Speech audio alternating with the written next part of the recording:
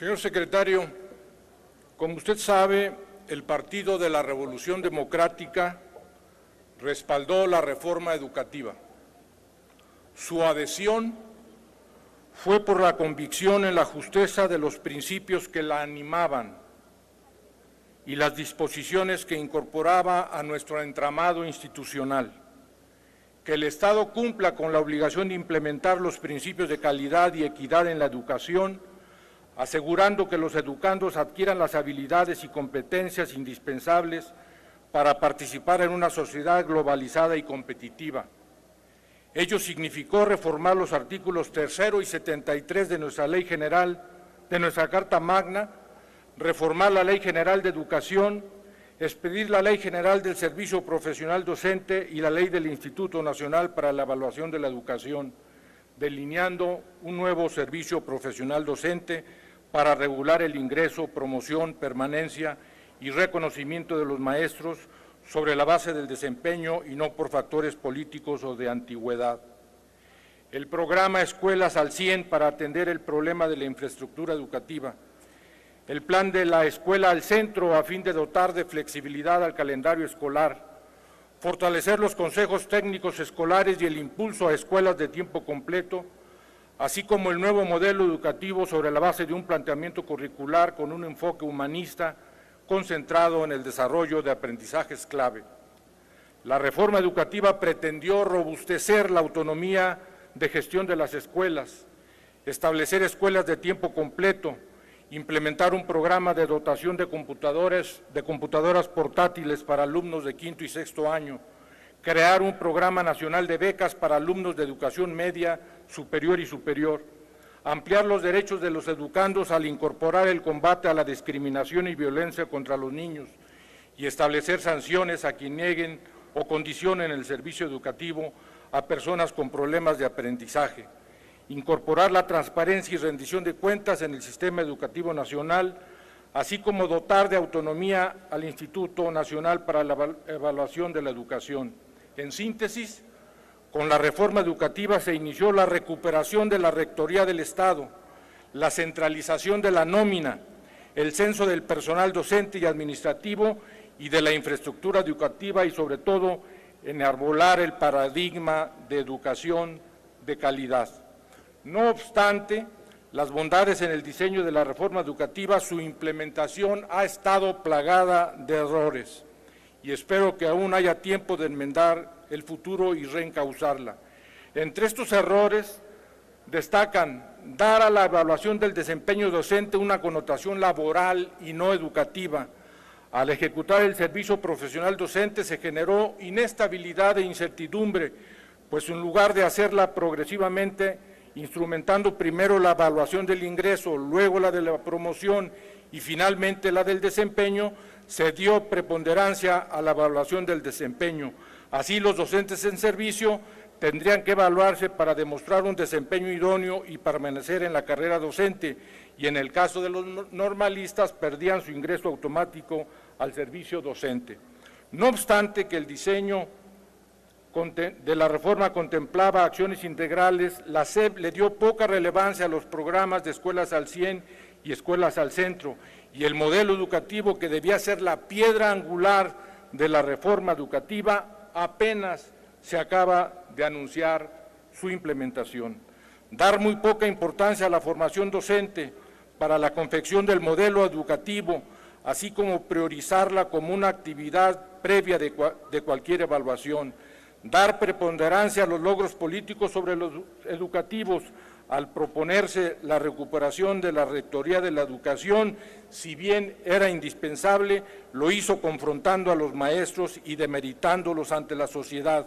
¿Por qué se permitió que creciera la opinión de que solo los maestros eran los responsables del bajo nivel educativo? Señor secretario, le solicito un ejercicio autocrítico y deme su opinión sobre las críticas que he planteado y han planteado muchos de los compañeros diputados y diputadas.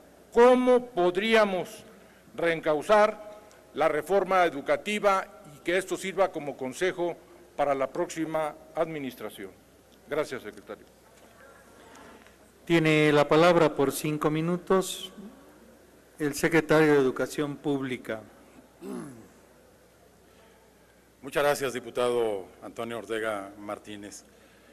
Efectivamente, algunas de las afirmaciones que ha hecho el diputado corresponden a los distintos momentos complejos que ha vivido esta reforma desde su surgimiento en el contexto del 2012 y 2013, pero yo diría, me referiría a 3 o 4 muy particularmente, tomando en cuenta algo de lo que él señaló. El primero de ellos es que la instrumentación de una reforma de este tipo, que como ya dije es una reforma sistémica, estructural, en un país tan complejo como este, heterogéneo, el 9º sistema educativo más grande del mundo, no era fácil, como no lo es ninguno en el mundo. Ha habido, según el registro que se tiene, 450 grandes reformas en todo el mundo desde el fines de los 70 hasta acá, y la mayor parte de ellas han enfrentado conflictos, problemas, desafíos de instrumentación o de implementación en muy distinta naturaleza, y evidentemente esta no fue la excepción y no podía ser la excepción sencillamente por la complejidad de un sistema educativo como el que nosotros tenemos. En segundo lugar, ha sido una crítica constante, un señalamiento de por qué no se empezó primero con el nuevo modelo educativo y sí con los procesos del SPD, del Servicio Profesional Docente.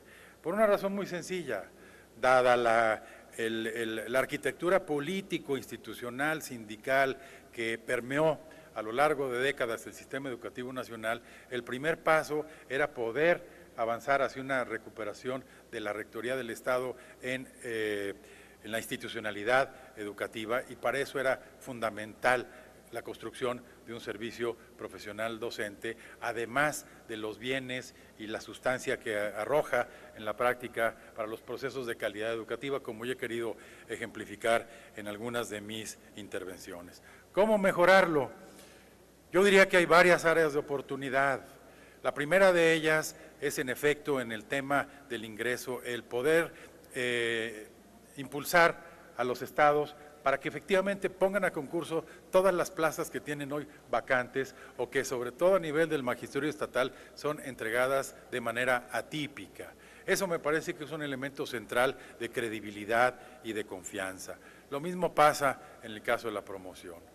En el caso de las evaluaciones del desempeño, yo creo sinceramente que el modelo que ahora tenemos, a diferencia del 2015, es bastante mejor que con el que se partió en esta reforma, pero todavía hay elementos por añadir. Mencionaba yo, por ejemplo, la evaluación en el aula, que está demostrado, de acuerdo con la literatura y la evidencia, que es un ingrediente, un componente muy importante, muy que reta positivamente al magisterio a hacer su mejor desempeño, permite identificar cómo es la práctica en el aula de un maestro, etcétera. Insisto, no se pudo hacer ahora porque no teníamos, no existen en México suficientes evaluadores pares especializados en ese tipo de evaluación. Y porque segundo, no hay la metodología correcta. ¿Qué se observa? 2 horas de una clase, 2 veces a la semana, 4 veces en un semestre, etcétera, etcétera. Son elementos metodológicos centrales para que ese componente, insisto, que sí vale la pena y que sí habría que incluir en el futuro, puedan enriquecer un proceso de esta naturaleza.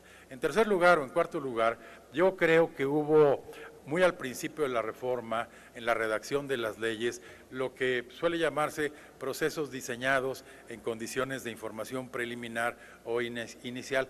Por ejemplo, algunas metas pudieron haberse ido de manera más pausada para no elevar el nivel de estrés que de todas maneras un cambio en el ecosistema educativo iba a provocar en un país de esta naturaleza, de tal manera que pudiera efectivamente corregirse en esa dirección. Yo diría que estas son algunas de las áreas de oportunidad que seguramente van a ser enriquecidas en el futuro. Para réplica tiene la palabra por 2 minutos el diputado Ortega Martínez. 2 breves comentarios, secretario. Leía en la mañana a un columnista decir que hoy la Cámara se incendiaría por la relevancia del tema a tratar y por el compareciente. Como usted se da cuenta, fue una comparecencia difícil, ruda, crítica, pero responsable de parte de todos los diputados.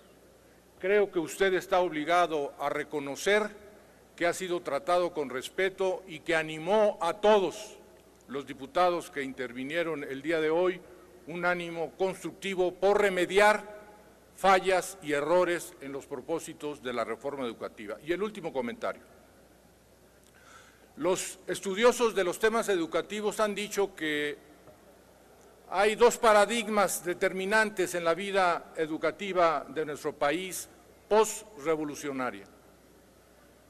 La época del secretario Vasconcelos, que instrumentó las escuelas normales y la campaña de alfabetización, y Torres Bodet, que instrumentó el libro de texto gratuito y las políticas que lo acompañaron. El tercer paradigma es la calidad de la educación, acompañado de las herramientas digitales y todas las que sean necesarias. Señor secretario, ojalá el próximo secretario de Educación haya sido sensible a aprender la televisión y escuchar el debate, porque el tercer paradigma del sistema educativo, la calidad de educación está en entredicho y la próxima administración tiene un reto que cumplir. Gracias. Gracias, diputado. Bueno, la comparecencia aún no ha terminado.